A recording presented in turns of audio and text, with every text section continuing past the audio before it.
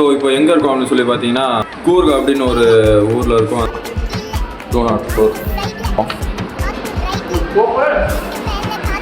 எங்க இன்னும் காணுமேன்னு பார்த்தேன். வந்துட்டாரா சாரு? என்ன வரான் வரான்டா, வாங்கிட்டு வரான்டா.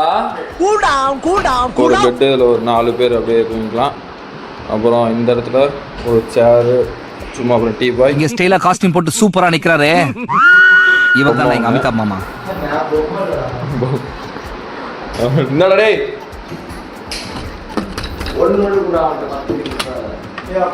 டேய் என்னடா பால் விளம்பரத்து வேற பசு மாடு மாதிரி பல்ல காமிச்சு.